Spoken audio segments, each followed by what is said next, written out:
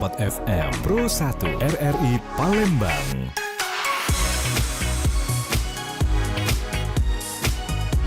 Kanal informasi dan inspirasi.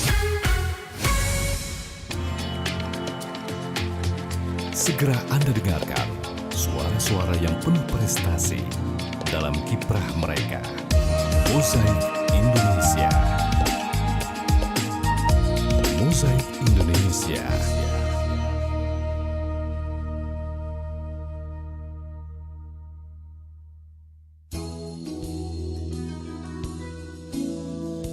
Ya, Assalamualaikum warahmatullahi wabarakatuh. 92,4 FM Pro 1 RRI Palembang kembali hadir tentunya menemani pendengar ya di program Mozaik Indonesia edisi stunting untuk hari ini di hari Selasa 21 Januari 2025.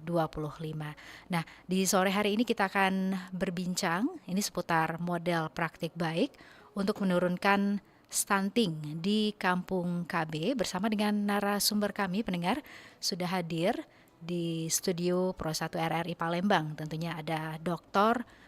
Gigi Putri Erlin Mkes. Ini langsung saja kami sapa tentunya ya di kesempatan sore hari ini. Dr. Erlin, selamat sore. Assalamualaikum. Selamat sore Mbak Esi, waalaikumsalam. Kabarnya gimana nih dokter? Sehat, baik. Sehat, baik ya. Kita akan ngobrolin tentang stunting pastinya di segmen Mozaik Indonesia edisi stunting ini tentunya. Dan juga pendengar, kami nantikan peran serta Anda yang ingin ikut bergabung ya melalui dialog ini bisa langsung menelpon kami di 0711 369977 atau juga bisa melalui WA di 0821 79 27 9090. Saya ulang lagi 0821 79 27 9090. Dan pendengar tentunya dialog ini juga dapat Anda dengarkan di kanal RRI Digital ya via App Store dan juga Play Store. Juga bisa Anda saksikan di YouTube channel kami Pro 1 RRI Palembang. Jadi Dr. Erlin kita juga live di kanal YouTube Pro 1 RRI Palembang.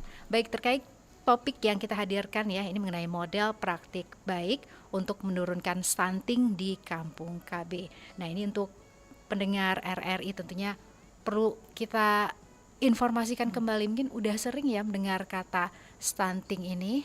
Dr. Erlin mungkin punya informasinya? Ya, terima kasih Mbak Esi. Jadi stunting ini sebenarnya udah sering sekali kita dengar. Cuma mungkin belum ada yang atau masih ada yang keliru gitu ya. Apa sih sebenarnya stunting? Soalnya kan taunya anak-anak pendek itu stunting ya. Jadi sebenarnya stunting itu apa sih?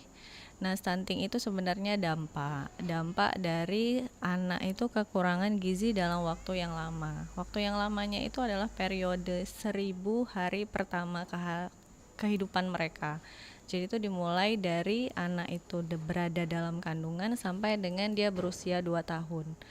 Jadi kekurangan gizi yang lama itu akan mengganggu penyerapan nutrisinya dan itu ditandai dengan pertumbuhan tinggi badannya yang tidak maksimal. Jadi anak-anak itu tinggi badannya tidak sesuai dengan usianya. Makanya kita sebutnya anak-anak yang di bawah usia 2 tahun tapi tinggi badannya tidak sesuai usia, itu anak-anak yang beresiko stunting. Jadi belum stunting ya, tapi masih beresiko stunting. Nah, stunting itu bisa dicegah di 1000 hari pertama kehidupan mereka itu dengan memberikan nutrisi yang maksimal. Jadi itu ya stunting. Nah, ini kalau berbicara mengenai penyebab ya Dr. Erlin, ini apa sih yang menjadi penyebabnya? Untuk penyebab stunting itu karena tadi adalah akibat dari kekurangan gizi yang kronis, ya tentu penyebab utamanya adalah nutrisi. Nutrisinya itu yang pastinya adalah protein, kalsium, dan juga zat besi. Jadi kan anak itu kekurangan nutrisinya mulai dari dalam kandungan ya Mbak Esi ya. Jadi ibunya itu harus mencukupkan nutrisi dirinya dulu, terutama zat besi. Jadi ibu hamil itu tidak boleh anemia. Karena nutrisi ke janin itu di bawah oleh ibu hamil. Jadi ibunya juga harus sehat dulu untuk bisa memberikan nutrisi yang baik ke janinnya. Nah, untuk faktor berikutnya untuk pemenuhan nutrisi itu kan ada hubungannya juga dengan faktor ekonomi ya nantinya. Nah, untuk akses keluarga-keluarga yang akses terhadap makanan bergizinya kurang ataupun layanan kesehatannya kurang, itu juga bisa menjadi faktor penyebab stunting. Lalu faktor yang ketiga ini faktor lingkungan. Jadi untuk lingkungannya ya yang sanitasinya kurang baik ya, terus kebersihan airnya itu bisa memicu anak-anak untuk terjadi infeksi berulang. Contohnya diare. Nah, kalau anak itu sudah terkena diare yang tadinya nutrisi itu untuk pertumbuhan, jadi nutrisinya untuk melawan bakterinya tadi. Jadi yang anaknya sering infeksi, penyerapan nutrisinya akan kurang. Infeksi lainnya itu cacingan. Nah, kecacingan itu juga bisa menjadi faktor penyebab anak yang menjadi kurang nutrisi, akhirnya beresiko stunting. Satu lagi infeksinya tuberkulosis ya. Nah, itu juga bisa menjadi faktor penyebab. Jadi intinya infeksi pada anak itu ya sebisa mungkin dihindari untuk supaya nutrisinya maksimal. Sama faktor penyebab yang ketiga tadi, selain yang ketiga tadi itu ada faktor perilaku juga dari orang tuanya. Jadi kadang orang tua ini, kita sebagai orang tua ini kan gak ada sekolahnya ya Mbak Esi ya, jadi kita baru belajar semua. Kadang gimana sih cara pemberian nutrisi yang baik ke anak, terus gimana supaya anaknya bisa dapat makanan yang bergizi. Nah, perilaku itu yang harus dimiliki oleh orang tua. Jadi faktornya ada 4 yang Mbak Esi tadi, nutrisi, faktor ekonomi, faktor lingkungan, dan juga perilaku. Oke, baik, itu tadi faktor-faktornya Dokter Elin ya. Nah, ini kita kalau lihat dari judul yang kita hadirkan di sore hari ini mengenai model praktek baik untuk menurunkan stunting ya di Kampung KB khususnya. Nah, ini pendengar juga pengen tahu informasinya terlebih dahulu ini mengenai Kampung KB itu sendiri, Dokter Elin. Ini seperti apa sih? Jadi Kampung KB ini adalah satuan wilayah yang ada di setiap kelurahan. Jadi fungsinya Kampung KB ini adalah untuk meningkatkan kualitas hidup masyarakat yang ada di sana. Jadi kegiatannya banyak di Kampung KB ini. Kampung KB ini juga di dalamnya ada yang namanya tim pendamping keluarga. Terdiri dari bidan, ada kader PKK dan juga kader KB. Jadi nanti kegiatan di Kampung KB ini banyak Mbak Es. Ada penyuluhan, ada edukasi, termasuk pemberian bantuan sosial juga disalurkan melalui Kampung KB. Oke, kalau untuk lokasinya sendiri di mana? Di lokasi yang ada kemarin dari tim UMP itu melakukan studi kasus itu di Kampung KB Layang-Layang, salah satunya di 29 Ilir. Kalau di tempat lain ada di Kampung KB Cempaka.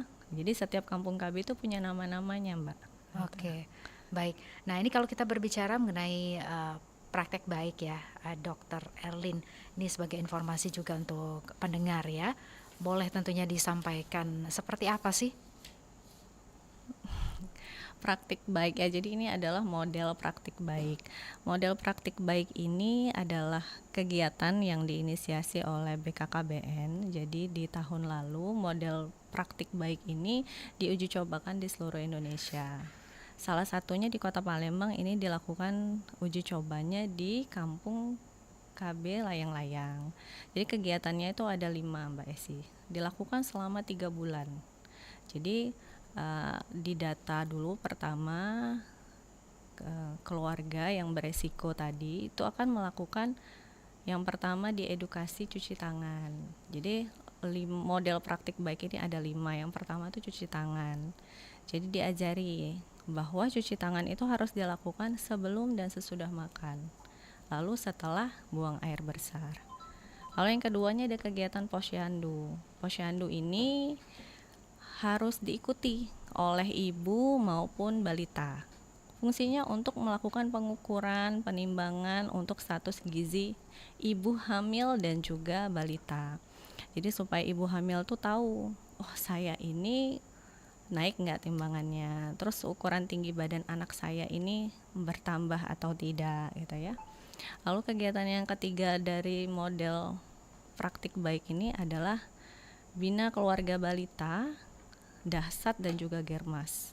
Jadi BKB di sini maksudnya ada edukasi yang akan diberikan oleh kader itu edukasinya mengenai 8 fungsi keluarga, PHBS untuk ibu hamil, dan juga stimulasi perkembangan anak. Kalau dahsyatnya ini kan adalah dapur sehat atasi stunting ya. Oke, Jadi itu mereka akan singkatannya ya, dokter ya. dipantau makannya. Mhm. Gitu. Lalu ada gerakan germas juga. Yang keempat ini menyuapi aktif. Jadi ibu-ibu di kampung KB ini akan dipantau bagaimana sih mereka menyuapi anak-anaknya supaya dalam satu porsi piring itu habis. Ya kan, karena keluhan ibu-ibu nih anaknya susah makan ya, kalau makan nggak habis. Nah di situ akan dipantau bagaimana cara menyuapi supaya anak makannya habis. Dan juga yang terakhir adalah permainan edukatif. Jadi itu model praktik baik yang ada di kampung KB. Oke, nah kalau berbicara mengenai respon masyarakat nih, Dokter Erlin mungkin bisa berbagi informasinya seperti apa sih respon masyarakat dengan adanya Kampung Baik ini? Kalau dari kegiatan yang dilakukan di tahun lalu ya, itu yang dilakukan selama 3 bulan, ini responnya bagus. Jadi dalam waktu 3 bulan itu kan kita ada pre dan post ya Mbak Esi ya. Jadi kita ajak dulu mereka untuk mengikuti kegiatan ini, bahwa mereka maksudnya tuh kegiatan ini tuh tidak akan mengganggu aktivitas mereka lainnya, justru akan memberikan efek lain gitu ya. Jadi peningkatan pengetahuan dan juga perilaku mereka terhadap pola asuh, dan tujuan lainnya penurunan stunting tercapai. Itu responnya bagus. Mereka di akhir kegiatan ini memang ada perubahan, baik itu dari peningkatan pengetahuan maupun dari perubahan perilakunya. Oke, nah kalau untuk peran dari kader sendiri, Dokter Erlin mungkin bisa memberikan gambaran ya ke pendengar gitu ya, seperti apa sih peran yang dimainkan ya oleh para kader dalam tentunya rangka penurunan dari angka stunting ini. Ya, jadi kader di kampung KB ini perannya sangat banyak sekali ya. Jadi mereka garda terdepan untuk kegiatan ini. Jadi kader itu mulai dari memantau pertama. Jadi mendata siapa dari masyarakat mereka itu yang beresiko. Jadi ibu hamilnya didata, terus balitanya juga didata. Lalu mereka akan memantau. Kalau dari kegiatan model praktik baik ini kan ada yang namanya dahsyat ya Mbak, dapur sehat atasi stunting ini. Terus kader itu akan memegang rapot. Jadi setiap sasaran ibu hamil ataupun balita ini itu akan dipantau makannya setiap hari selama 3 bulan. Jadi itu ada menu-menu yang dibuatkan ya. Sebenarnya bukan mereka masak sendiri, cuma menunya ditentukan oleh kader melalui rapot yang disiapkan oleh BKKBN tadi. Jadi misalnya hari pertama menunya adalah telur, dadar, dan tumis buncis. Nanti mereka akan dipantau makan nggak sesuai menu ini. Kalau tidak pun nggak apa-apa, yang penting proteinnya ada. Terus karbohidratnya ada, sayur dan buahnya tercukupi. Itu peran kader yang pertama. Terus peran kader yang kedua kan ada gerakan masyarakat hidup sehat dan juga bina keluarga balita. Jadi peran kader di sini juga membantu mengedukasi. Jadi ibu-ibu di kampung KB itu akan diberikan penyuluhan, sosialisasi mengenai bagaimana sih perilaku hidup bersih dan sehat untuk ibu hamil, gimana sih supaya balita kita sehat. Nah, MPASI yang bagaimana sih yang diberikan untuk balita-balita kita. Jadi kegiatannya seperti itu. Jadi peran kader di sini garda terdepan ya untuk melakukan semua kegiatan-kegiatan itu Mbak Esi. Oke, baik Dokter Erlin, nanti kita akan lanjutkan tentunya perbincangan kita di kesempatan sore hari ini ya. Kita kembali undang tentunya peran serta pendengar yang ingin bergabung melalui perbincangan kita di sore hari ini seputar model praktek baik ya untuk menurunkan stunting di kampung KB. Jadi silahkan yang ingin ikut bergabung bisa melalui telepon ya di 0711369977 atau juga bisa mengirimkan pertanyaannya via WA di 0821 7927 9090.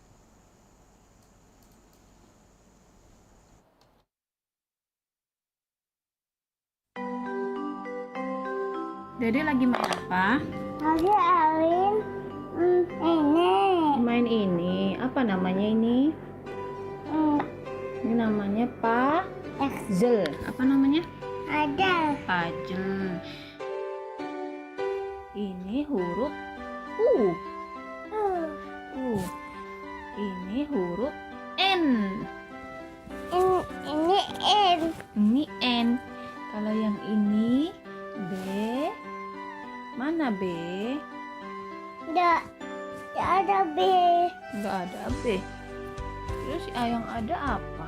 Kecerdasan anak berawal dari orang tua. Anak yang cerdas tentu mengurangi resiko terkena stunting. Ibu, sosok terbaik dalam mencegah stunting terjadi. Jagalah kondisi tumbuh kembang anak sejak dini.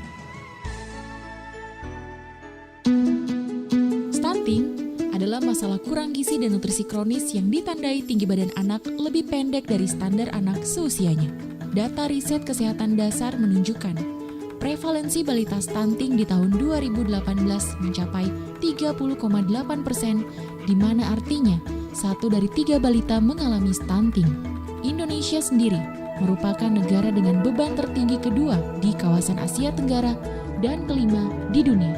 Stunting tidak hanya dialami keluarga miskin, namun juga mereka yang berstatus keluarga mampu atau berada. Stunting tidak hanya mengganggu pertumbuhan fisik, namun juga terganggunya perkembangan otak. Salah satu penyebabnya adalah kurangnya informasi pada masyarakat tentang pentingnya memperhatikan asupan gizi dan kebersihan diri pada ibu hamil, serta anak di bawah usia 2 tahun. Selain itu, kurangnya pengetahuan tentang kesehatan dan gizi seimbang, serta pemberian ASI yang kurang tepat.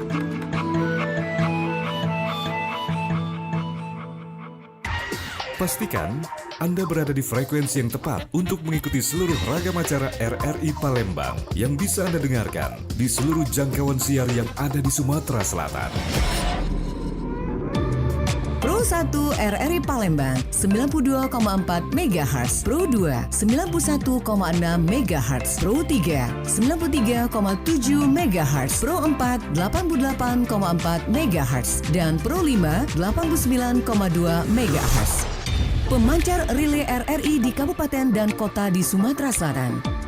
Pemancar relay Batu Raja 90,5 MHz, pemancar relay Belitang 97,6 MHz, pemancar relay Empat Lawang 98,9 MHz, pemancar relay Indralaya 93,7 MHz, pemancar relay Lahat 90,2 MHz, pemancar relay Lubuk Linggau 95,1 MHz, pemancar relay Muara Beliti 90,0 MHz, pemancar relay Muara 2 88,7 MHz, pemancar relay Pagar Alam 97,7 MHz, pemancar relay Prabu Muli 99,9 MHz, dan pemancar relay Sekayu 90,3 MHz. RRI Palembang.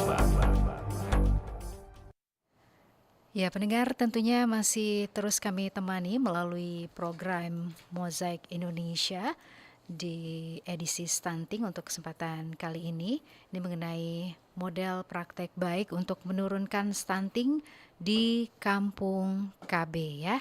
Nah, yang ingin ikut bergabung silakan ya, bisa langsung menghubungi kami via telepon di 0711 369977 atau juga bisa menghubungi kami via WA di 0821 79279090, dan tentunya kita masih bersama dengan Dr. Gigi Putri Erlin Mkes. Dia merupakan dosen FKUMP Palembang. Baik, Dr. Erlin, ini melanjutkan kembali tentunya perbincangan kita ya melalui acara dialog kita pada kesempatan sore hari ini. Tadi sudah diinformasikan seperti apa sih model praktek baik yang digunakan untuk menurunkan stunting di Kampung KB. Nah, ini kalau kita berbicara mengenai peran serta dari berbagai pihak ya untuk mendukung penurunan stunting ini, kalau dari FKUMP sendiri seperti apa kontribusinya? Ya, kalau untuk FKUMP sendiri, jadi kan sebenarnya stunting itu nggak bisa sendirian ya Mbak Esi tadi, jadi memang perlu peran banyak pihak. Kalau FKUMP sendiri ini kan sebagai akademisi ya, dari FK-nya kita punya tim pencegahan stunting, ini diketuai sama Ibu Dr. Sri Rahayu dan juga tim dari dosen FK UMP.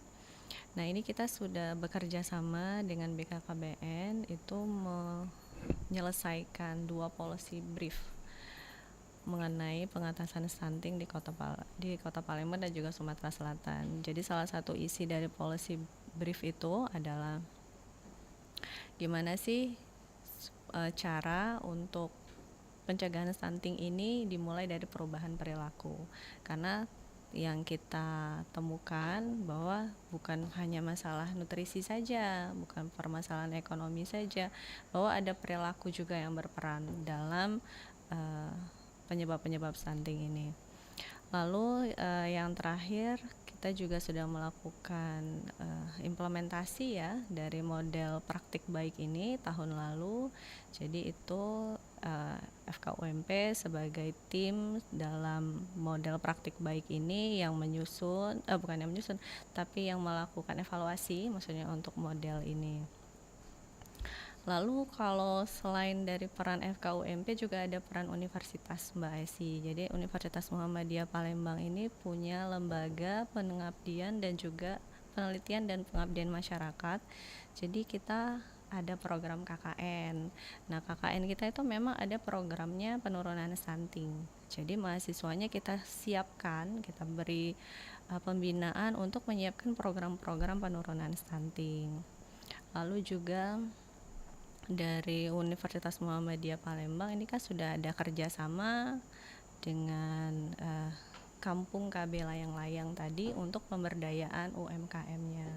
Jadi peningkatan penurunan stuntingnya juga bisa dilakukan dengan peningkatan ekonominya gitu. Itu Mbak Esi. Baik, nah ini tentu juga tidak terlepas ya dari pengaruh atau faktor lingkungan terhadap program stunting ini ya. Boleh dijelaskan seperti apa nih Dr. Erlin? Faktor lingkungan sendiri pengaruhnya ya terhadap penurunan stunting. Jadi kalau faktor lingkungan tadi kan sebenarnya yang paling berperan itu adalah sanitasi ya. Jadi tadi ketika akses air bersihnya kurang, lalu lingkungannya tidak bersih, terutama yang tidak punya jamban, nah itu kan akan memicu yang namanya infeksi. Karena anak-anak itu rentan sekali yang namanya infeksi diare. Nah, jadi faktor lingkungannya adalah kalau dari Kampung Gapi kan dia punya gerakan masyarakat hidup sehat. Ini mereka melakukan kegiatan pembersihan lingkungan gitu kan ya di Kampung KB-nya. Lalu peran pemerintah di dalam faktor lingkungan ini juga menyiapkan sanitasinya, jadi akses terhadap air bersih diperbaiki. Jadi faktor lingkungan itu ada perannya terhadap penurunan stunting. Oke, nah ini kalau kita menyoroti juga mengenai keterlibatan masyarakat sendiri, Dr. Erlin melihatnya seperti apa nih untuk penurunan stunting ya? Nah, dengan adanya Kampung KB ini, jadi kan penurunan stuntingnya akan melibatkan masyarakat. Jadi kita akan kalau kita lihat di Kampung KB itu kan sebenarnya untuk membuat masyarakat di lingkungan itu menjadi lebih berkualitas. Bisa dari kualitas ekonominya, kualitas pendidikannya ataupun kualitas kesehatannya. Nah, dari keterlibatan masyarakat terhadap stunting ini terlihat ketika mereka di Kampung KB ini kan ada kader tuh Mbak. Jadi mereka akan bekerja sama, mereka akan melihat yang mana sih warga saya yang beresiko stunting. Nah, itu mereka dalam kegiatan dapur dahsyatnya mereka sama-sama mengerjakan menu untuk masyarakat yang beresiko stunting. Lalu UMKM-nya, pemberdayaan masyarakatnya juga dimulai dari Kampung KB ini. Jadi dengan adanya Kampung KB ini sebenarnya keterlibatan masyarakatnya jadi lebih aktif ya. Jadi untuk penurunan KB-nya ada peran masyarakatnya ketika adanya Kampung KB ini.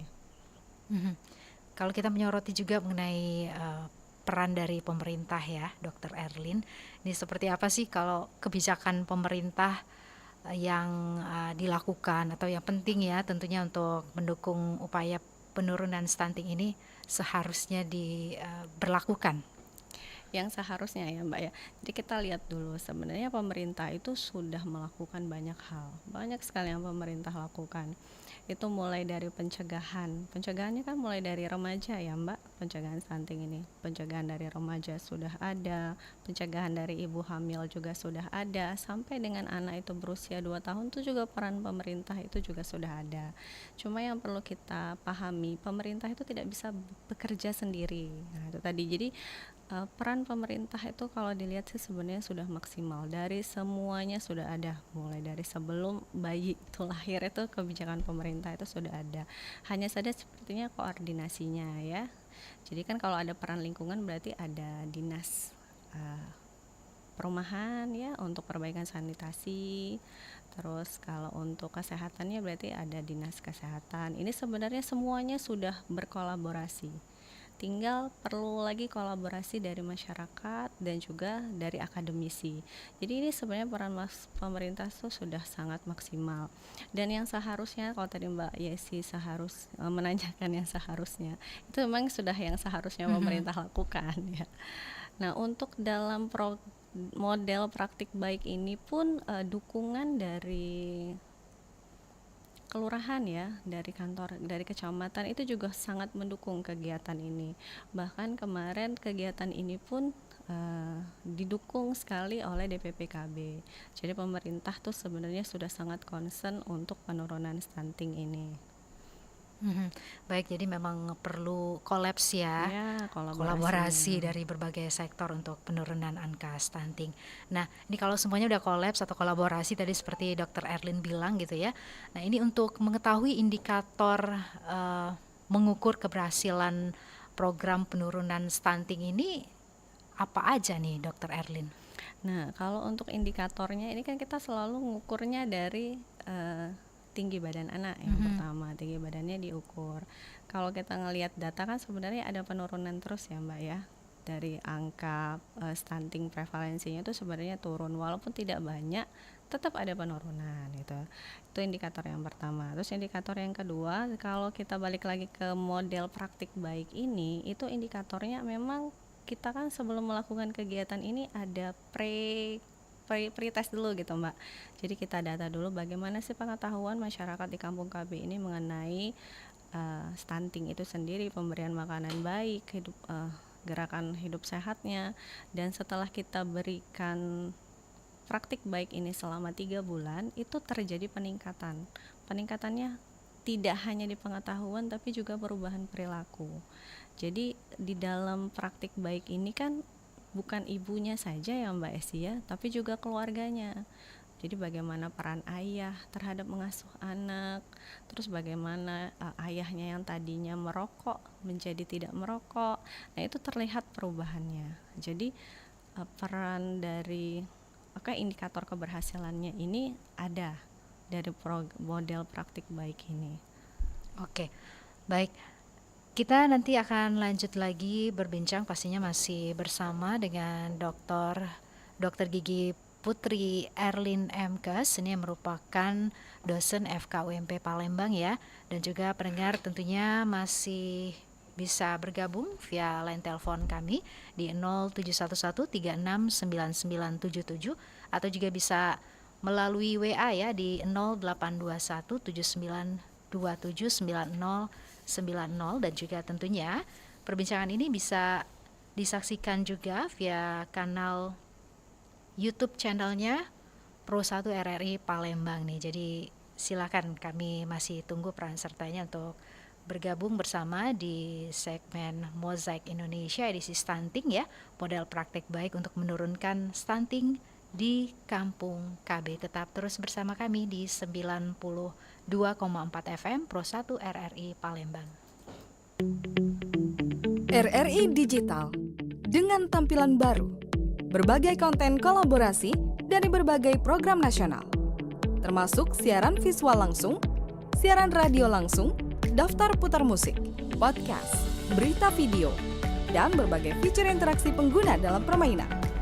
Berbagai konten menarik seperti suka, komentar, dan berbagi, serta obrolan langsung dengan penyiar dan pengguna. Pesan langsung dan fasilitas obrolan pribadi antara pengguna aplikasi juga tersedia. RRI Digital. Tersedia di Google Store dan App Store. RRI Digital.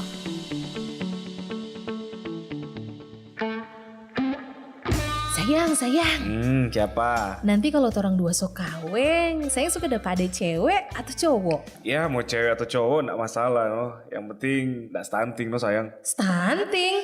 Itu dong sayang. Gangguan pertumbuhan dan perkembangan anak akibat kekurangan gizi kronis dan infeksi berulang. Jadi sayang mesti jaga kesehatan dari sekarang. Apalagi pas masa mengandung dan menyusui, ini tumbuh kembang anak mesti jadi perhatian. Pokoknya mesti perhatikan baik-baik supaya trompe anak nanti nggak mau stunting. Takut Mas sayang, ada yang lebih bikin takut.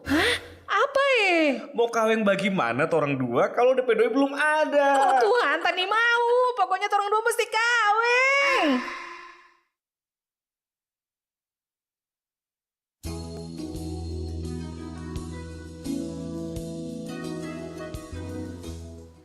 Ya, tentunya kami terus temani pendengar masih dalam acara Mozaik Indonesia edisi stunting, model praktek baik untuk menurunkan stunting di Kampung KB bersama dengan narasumber kami yang hadir di studio saat ini ya, ada Dr. Gigi Putri Erlin Mkes, dosen FK UMP Palembang. Nah, pendengar yang ingin ikut bergabung, kami tunggu peran sertanya bisa melalui line telepon ya di 0711369977 atau juga bisa menghubungi kami via WA di 082179279090. Baik Dokter Erlin, kita langsung ke pendengar ini yang sudah mengirimkan pertanyaannya ya via WA. Ini ada Aan di Skip. Nah ini mau tanya katanya bagaimana peran orang tua dalam mencegah stunting, Dokter Erlin, silakan. Ya. Jadi peran orang tua untuk mencegah stunting itu dimulai dari sebelum kehamilan. Jadi kan persiapan kita sebelum jadi orang tua itu kan harus ibu hamilnya menyiapkan nutrisinya dulu. Jadi tidak boleh anemia pertama ibu hamil itu. Terus nutrisinya harus cukup. Jadi janin yang di dalam kandungan itu memiliki mendapatkan nutrisi yang cukup selama kehamilan. Nanti setelah bayinya lahir, itu kan masih ada usia 2 tahun ya dalam perkembangannya itu memang harus benar-benar nutrisinya dicukupi, terutama ASI. Jadi ASI eksklusif 6 bulan. Lalu setelah itu MPASI-nya harus sesuai. Imunisasinya harus lengkap. Jadi posyandu itu rutin didatengin untuk melakukan pengukuran, penimbangan dan juga imunisasi. Jadi untuk ngecek status gizi anaknya. Karena di posyandu itu kan nanti dilihat tumbuh kembang anak. Jadi yang diamati bukan tinggi badannya saja atau berat badannya saja, tapi juga tumbuh kembangnya. Tumbuh kembang di sini maksudnya harus diperhatikan juga anak itu usia 6 apa gitu ya. Kalau udah 1 tahun sudah bisa apa. Nah setelah itu juga orang tua harus menstimulasi perkembangan anaknya. Stimulasi perkembangan anak itu pertama tadi adalah makanan bergizinya. Terus juga anak itu diajak berbicara. Kan biasanya orang tua kalau sudah ngasih makan sudah ya Mbak ya. Nah ini Bapak Ibu di rumah nanti anaknya diajak untuk berbicara. Jadi itu Dokter Erlin, kita ke penelpon dulu ya, sudah boleh. tersambung via telepon. Selamat sore. Assalamualaikum warahmatullahi wabarakatuh, Mbak Esti. Waalaikumsalam Selamat warahmatullahi sore. wabarakatuh. Selamat sore, dengan Bapak?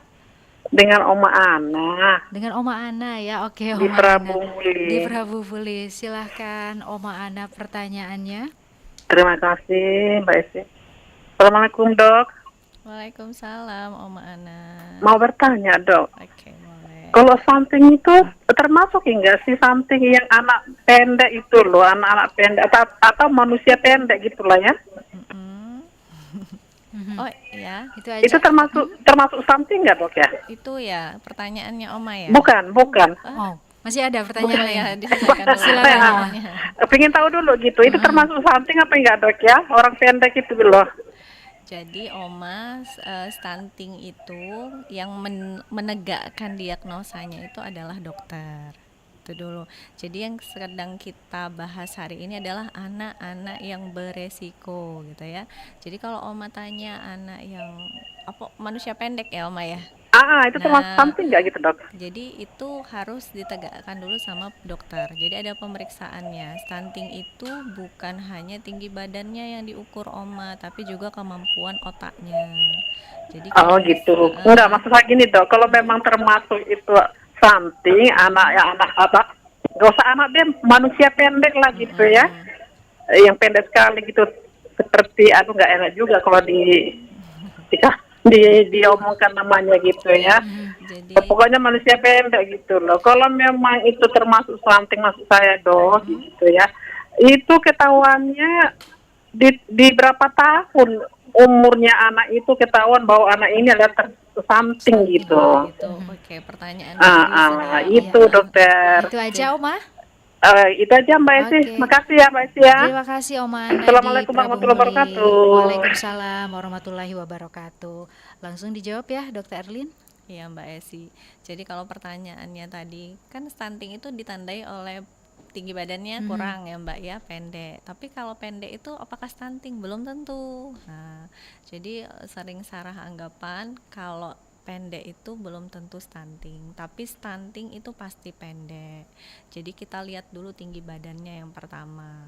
Sampai anak usia 2 tahun Oma Ana. Jadi kalau sampai anaknya usia 2 tahun, terus tingginya di bawah normal, nah itu anaknya sudah masuk dalam tinggi badannya pendek, sangat pendek, masuk kategori stunting. Tapi harus ada pemeriksaan lainnya untuk menentukan bahwa anak itu stunting atau tidak. Ada yang namanya pengecekan fungsi kognitif.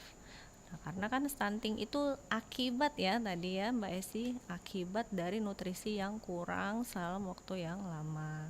Jadi kalau masih dalam usia kehamilan sampai dengan usia 2 tahun, kita sebutnya masih beresiko stunting. Nah kalau Oma tadi nanya, kalau manusia pendek itu termasuk stunting atau bukan, harus ada pemeriksaan lanjutannya Oma. Jadi nggak bisa cuma ngelihat dari tinggi badannya, tapi harus ada pemeriksaan fungsi kognitif juga dan juga gangguan metabolisme lainnya. Gitu ya Mbak Esi. Oma Ana. Terima kasih yang pasti Oma Ana sudah ikutan bergabung ya melalui acara talkshow kita di kesempatan sore hari ini. Tentunya masih seputar model praktik baik untuk menurunkan stunting di Kampung KB ya, bersama dengan narasumber kami tentunya ada Dr. Gigi Putri Erlin Emkes, ini merupakan dosen FK UMP Palembang. Nah tentunya pendengar yang ingin bergabung masih kami tunggu ya, pesertanya bisa langsung hubungi kami via telepon di 0711369977 atau juga bisa bergabung via WA di 082179279090. Tentunya tetap bersama kami di Mozaik Indonesia Pro 1 RRI Palembang 92,4 FM. Baru, berbagai konten kolaborasi dari berbagai program nasional, termasuk siaran visual langsung, siaran radio langsung, daftar putar musik, podcast, berita video, dan berbagai fitur interaksi pengguna dalam permainan. Berbagai konten menarik seperti suka, komentar, dan berbagi, serta obrolan langsung dengan penyiar dan pengguna. Pesan langsung dan fasilitas obrolan pribadi antara pengguna aplikasi juga tersedia. RRI Digital tersedia di Google Store dan App Store. RRI Digital.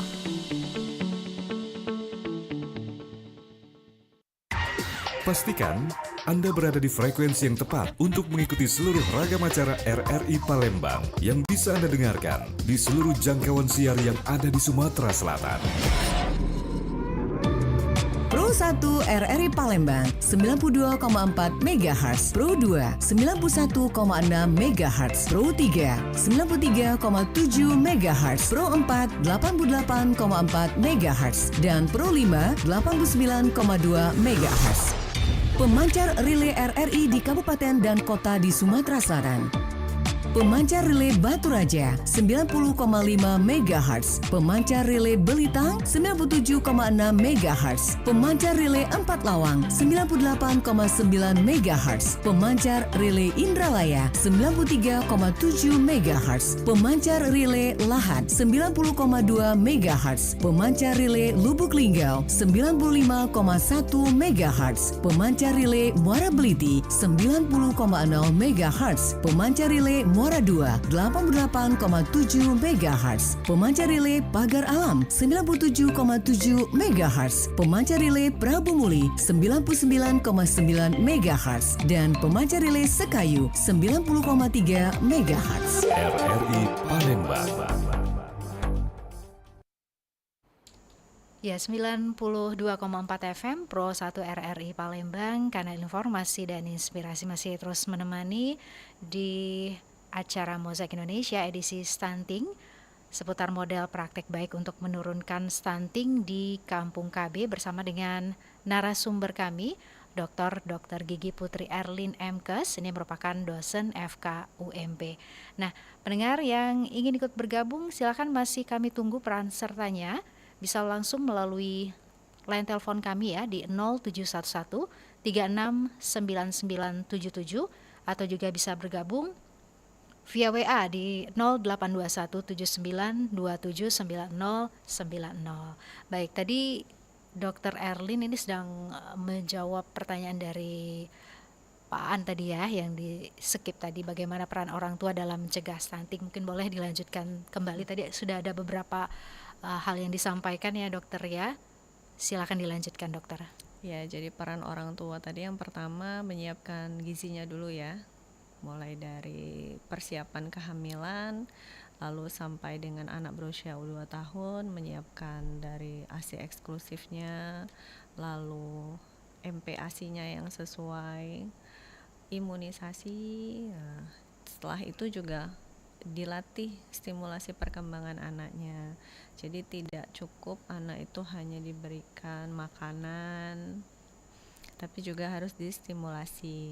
Jadi itu tadi di umur 4 bulan sudah bisa apa, 6 bulan sudah bisa apa, itu juga diperhatikan oleh orang tuanya. Lalu tidurnya, jadi anak itu butuh tidur yang cukup untuk perkembangannya.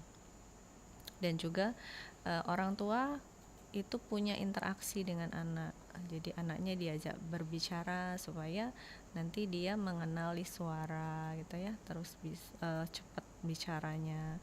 Jadi tugas orang tua itu dalam pencegahan stunting ini mulai dari memberi nutrisi, mulai dari kehamilan sampai dengan berusia 2 tahun, lalu jangan lupa lengkapi vaksinasinya, ASI eksklusif dan juga MPASI-nya. Itu Mbak Esi. Ya, baik, ini kembali ke topik yang kita hadirkan ya, Dr. Erlin, ini mengenai tentunya model praktek baik untuk menurunkan stunting di Kampung KB. Ini kalau kita sudah tadi dapatkan informasinya dari Dr. Erlin, ini mengenai program yang dihadirkan sendiri ya, mengenai praktek baik itu seperti apa. Nah, ini mungkin untuk evaluasi ataupun juga pengembangan program selanjutnya, langkah seperti apa yang dilakukan Dr. Erlin? Karena ini adalah model praktik baik yang digagas oleh BKKBN ya Mbak Esi, jadi dan sudah diuji cobakan di beberapa kota di seluruh Indonesia. Ini hasilnya model ini dapat diterapkan. Jadi ngelihat dari hasil uji coba selama 3 bulan di beberapa wilayah di Indonesia, ini hasilnya model praktik ini bisa digunakan untuk menurunkan stunting. Jadi sebagai salah satu upaya juga untuk menurunkan stunting, karena di dalamnya itu sudah ada program yang bukan hanya kesehatan saja, tapi juga ada perubahan perilaku. Karena harapan dari model ini adalah peningkatan pengetahuan dan juga perubahan perilaku yang nantinya akan meningkatkan keterampilan ibu untuk pemberian makan, lalu untuk pengasuhan dan juga perilaku hidup bersih dan sehat. Ya tentunya model ini sepertinya akan diadopsi nantinya oleh pemerintah kabupaten kota untuk diterapkan di Kampung KB yang ada di wilayah kerjanya. Harapannya sih memang seperti itu ya. Jadi selalu ada program pengembangan baru untuk upaya penurunan stunting. Baik, untuk mensukseskan penurunan stunting juga tidak terlepas dari peran media nih, Mbak Dr. Erlin ya, untuk digaungkan seperti apa penurunan angka stunting ini. Kalau Dr. Erlin sendiri melihatnya seperti apa nih kalau peran media seperti RRI juga tentunya ya? Ya, jadi kan kita ini eranya udah digitalisasi ya Mbak ya, sudah era 4.0 ke 5.0 ya. Berarti media itu memang sangat pesat membantu meningkatkan pengetahuan dan juga keterampilan untuk pola asuh terutama. Jadi media seperti RRI ataupun media informasi lainnya ini kan bisa sebagai informasi gimana sih cara penurunan stunting melalui pemberian makan yang seperti apa, terus apalagi yang bisa dilakukan untuk pencegahan stunting. Jadi memang peran media selama kami kemarin menyelesaikan policy brief itu pun juga menyarankan untuk adanya peran media dalam mengedukasi juga untuk penurunan stunting ini. Oke, memang tentunya sangat berperan ya. Jadi tidak hanya tadi kolaborasi antar masyarakat, pemerintah, dan juga tokoh masyarakat mungkin nantinya ya, Dr. Erlin, untuk bisa menurunkan stunting. Kalau kemarin sih yang bisa disarankan di dalam policy brief kita kemarin itu kan selalu menghadirkan narasumber dari yang berkecimpung langsung di dalam program stunting, misalnya dokter spesialis anak gitu kan ya, atau dari pihak akademisi ataupun dari bisa nanti Mbak sebagai bagian dari kampung KB ya. Dalam melakukan program penurunan stunting ini mungkin ada tantangan yang dihadapi, dokter bisa sharing? Ya, jadi stunting itu kan masih jadi apa ya, seperti yang kayak oma Ana tadi ya Mbak ya. Jadi mereka beranggapan anak saya pendek tapi nggak stunting gitu. Nah, ya memang pendek itu belum tentu stunting, tapi stunting pasti pendek. Jadi sebenarnya yang dilakukan oleh pemerintah, kolaborasi dengan masyarakat dan juga akademisi ataupun pihak terkait lainnya itu adalah untuk pencegahan. Pencegahan itu bisa dilakukan sampai anak berusia 2 tahun kan. Jadi itu yang dilakukan. Bagaimana caranya supaya setelah usia 2 tahun anak itu tinggi badannya sama dengan anak seusianya. Tantangannya yaitu, jadi mereka tuh kadang tidak mau gitu kan, ketika kita ada program penyuluhan atau edukasi tentang stunting, mereka sudah menutup diri mengatakan bahwa anak saya tidak stunting. Iya memang tidak, tapi beresiko. Jadi untuk para pendengar, ketika ada nanti program untuk edukasi, penyuluhan, jangan langsung wah takut nanti anak saya stunting gitu. Enggak, justru ini adalah upaya untuk mencegah. Jadi ketika nanti para anak-anak kita nanti tidak masuk dalam kategori stunting tadi, itu tantangan yang pertama ada penolakan. Tapi makin hari makin kesini penolakan itu sudah mulai sedikit karena mereka sudah mulai menyadari ya pentingnya untuk peningkatan pengetahuan ataupun keterampilan mereka dalam memberikan makan pada anak. Itu tantangan yang pertama. Tantangan yang kedua, ini butuh peran masyarakat, terutama kader di kampung KB itu adalah karena tadi adalah garda terdepan, jadi mereka akan hampir menyiapkan waktu mereka itu untuk kegiatan stunting ini. Jadi memang butuh komitmen dari para kader ini untuk selalu melakukan tugasnya ya di dalam kampung KB ini untuk program penurunan stunting. Kalau jumlahnya sendiri, kader gimana nih Dr. Erlin? Kalau kader ya karena saya kemarin ke kampung KB-nya layang-layang ya. Kalau jumlah Mbak nanyanya apa jumlah? Di satu kampung seperti Dr. Erlin ya di nelayan itu apakah udah ideal? Ya, kalau ngelihat dari jumlahnya udah cukup ya, karena sebenarnya kampungnya itu kooperatif sekali ya. Jadi kadernya juga jumlahnya, terus komitmennya. Nah, kalau di kampung KB itu memang butuh komitmen dari para kadernya. Kalau yang saya amati dari Kampung KB tempat saya kemarin itu sudah cukup baik ya. Baik, yang terakhir Dr. Erlin mungkin ada pesan atau himbauan yang ingin disampaikan kepada pendengar nih terkait topik yang kita hadirkan di sore hari ini. Oke. Ya, untuk pendengar RRI, stunting ini masalah kita bersama sebenarnya ya. Jadi tidak mudah untuk menyelesaikannya, perlu kerjasama mulai dari pemerintah, masyarakat, akademisi, ataupun pihak terkait untuk penurunan stunting ini. Penerapan model baik ini sendiri itu kan sudah diimplementasikan di Kampung KB dan harapannya setiap kita individu itu bisa menerapkan model praktik baik ini paling tidak untuk anak-anak kita sendiri. Jadi kita pun akan menyumbangkan angka penurunan stunting untuk Indonesia. Jadi para pendengar bisa lebih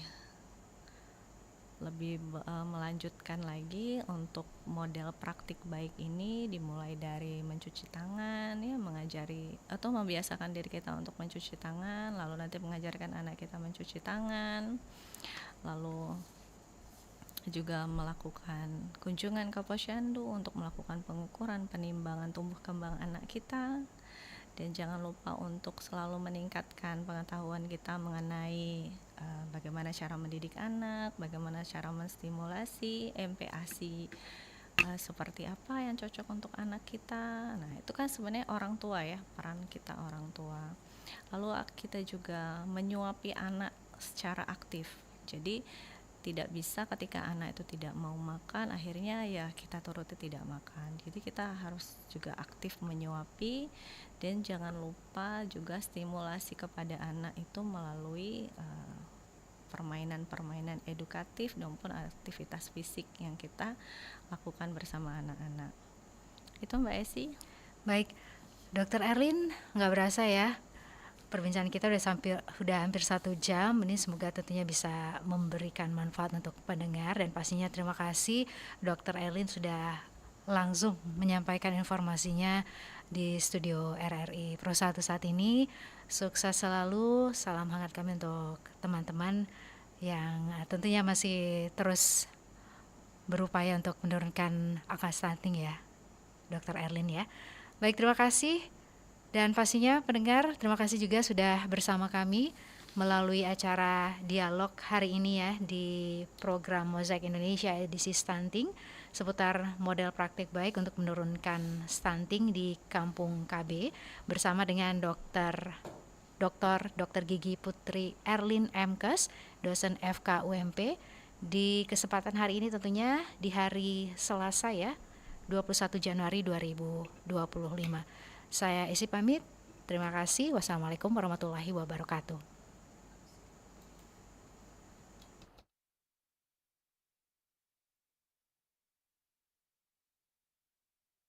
Kanal informasi dan inspirasi 92,4 FM Pro 1 RRI Palembang.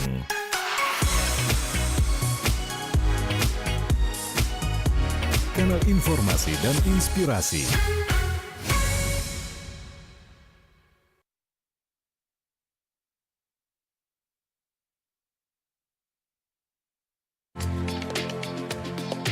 Baru saja Anda dengarkan Mozaik Indonesia.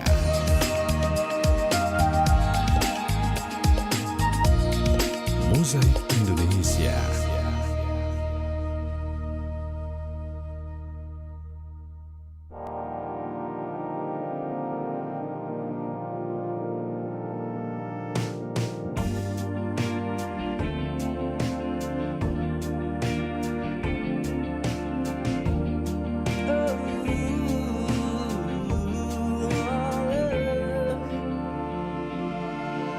Hidupku tanpa cinta.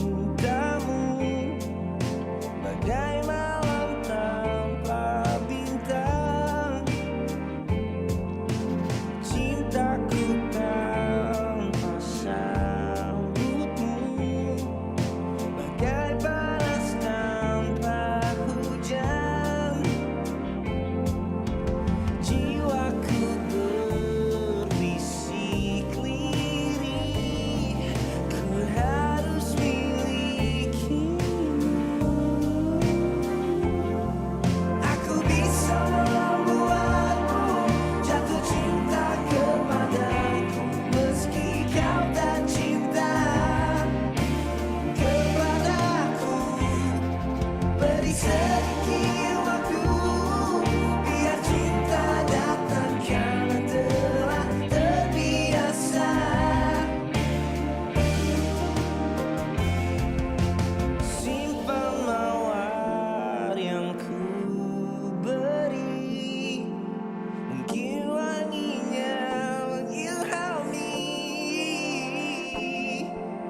Sudikah dirimu untuk